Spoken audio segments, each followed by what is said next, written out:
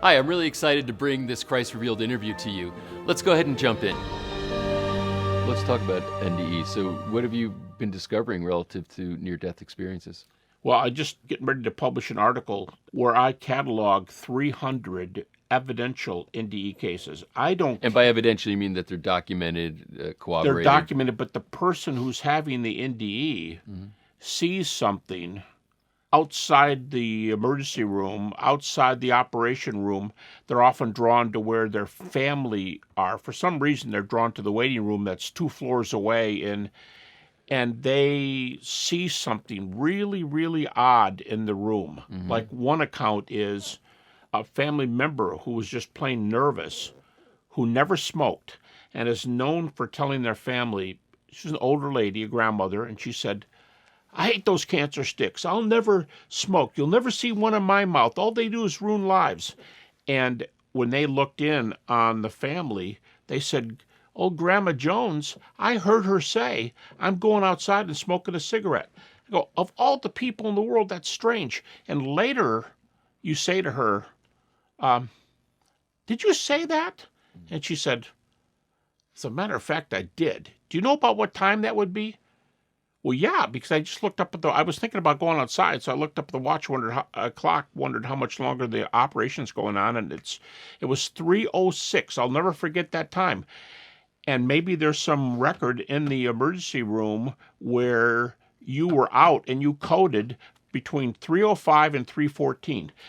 When things like that happen, they do make you think twice, and we have a little bit of crossover between scientific measuring and something really strange like, my other grandmother smokes. I can understand that. But this grandmother, no, this will never happen in 100 years. But I caught it. I saw her do it. Right. And there's 300 cases like that. Some of the cases, the reports they have that are corroborated are unbelievable. And these days, when you have a cardiac arrest, you measurably lose heart activity.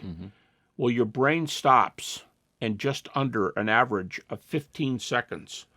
So at the 2-minute mark, this person could be effectively, measurably now, who knows what, machines can't measure, but in 3 minutes, you would be effectively without a heart or a brain. Right. Now, if you don't have a heart or a brain because you're in the table because you just had we're trying to fix your heart, and right in the middle of it, you had a cardiac arrest. Right. What are you doing watching your grandmother who never smoked in the room? And you say, well, that's an odd lineup of things. Well, there are a fair number of odd lineups of things like that have been written up. Yeah. And so you said you studied 300 of these cases. There's over 300 that I know of, 300 evidential cases. The majority of those, some of them are in private literature where someone interviewed somebody, but the majority of them have been published. Wow.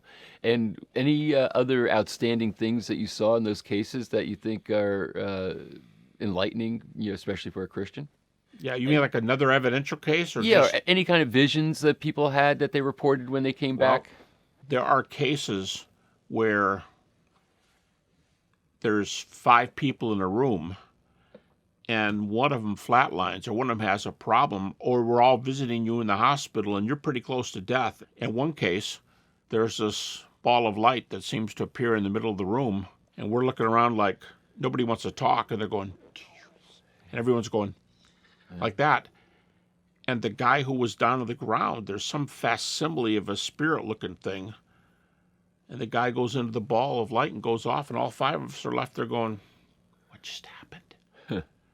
And they're watching the person. So there are well people who claim to have witnessed people who are really in trouble. Or actually, in some cases, in 2 of the cases I know, the person who's in trouble, they both died. Right. But the other people were watching them go off into the wild blue yonder, so to speak, and there's 5 of them, Some of their near-death experiences, they meet somebody, a dad, who died 18 years ago. And there's been a family mystery that they haven't been able to figure out where something is after Dad dies. And when they come back, they say, Dad told me where this thing is, and you will never believe where it is.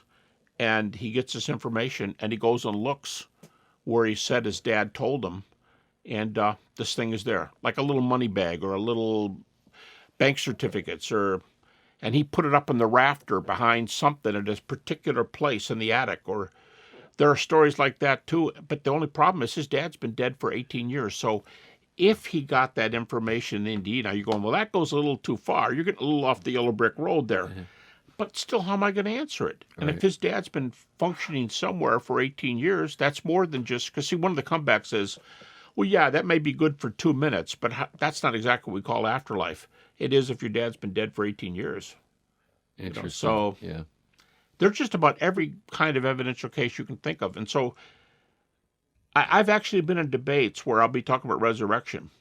And one critic said, well, I don't want to talk about the resurrection. I want to talk about what kind of a world do you think this is that you can even talk resurrections? And I said, do you want to talk about near-death experiences? Well, he knew I did a lot of research. And if he goes, no, I don't want to talk about near-death experiences. So he was asking me about what kind of a world do we live in? But when I purported to give evidence, he didn't want to go any further. Yeah, interesting, which is sort of this confirmation bias, right? It's not somebody wanting to come in and say, let's see if we can just, discover some or come to some understanding with an open mind. It's saying, I've got an agenda, and it's almost like you're saying which ones are sticky and which ones not sticky. That's basically saying, I want to confirm what I already think, not try to learn something new. Yeah, it's just occurred to me lately how acidic the political situation is in our country. And when you're on the other side and you didn't expect to lose an election and you're just plain angry, sometimes you don't have data on your side. You certainly don't have votes on your side because you lost. So it's almost as if, this is just a guess, but it seems like the options are, I didn't beat you with in the empirical realm, votes, so I'll take it to the courts. And I think some of the critics are going there today. The evidence is so strong for religion in general, Christianity in particular, that this is a Narnia-type world. It is a world with yellow brick roads and emerald cities and a real Narnia, an Aslan somewhere. Right.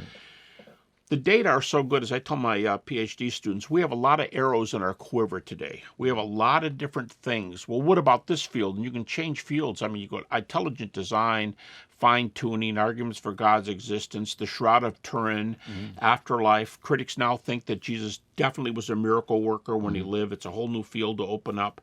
He didn't just rise from the dead. He predicted it ahead of time, which is a great arrow, because if the strangest event in history were predicted ahead of time, that would mean that I'm a player. That would mean that I have the worldview down because I knew it was going to happen. So I had, if you want to say it the way the New Testament says it, this I've received of my Father. The Lord has permission because he knows the one who created everything. It's like, wow, this is heavy. Where do you line this reliability of Scripture? We have so many arrows to draw from. I got a feeling that sometimes the other side, like in politics, is saying like, yeah, I don't think I want to debate this, but I will meet you in court because you're not being politically correct. You can no longer witness. You can no longer, and they're going to try to handle it in the courts because I think, this is my view, I think they're not doing so well on the data. Thanks so much for joining us for this interview, for taking this Christ-revealed journey with us. Remember, if you haven't already, subscribe. That way you'll get notified about all the new content that's coming down the road. Comment. People want to hear from you, and then maybe you'll encourage somebody else to make a comment. If you did like it so other people know that it's something good for them to watch. And finally, share this. Send links to other people that you know and care about. Cost you nothing but maybe a few seconds of your time, but it might have a massive impact on their life. Anyway, really excited to be able to share this information with you. Thanks for tuning in.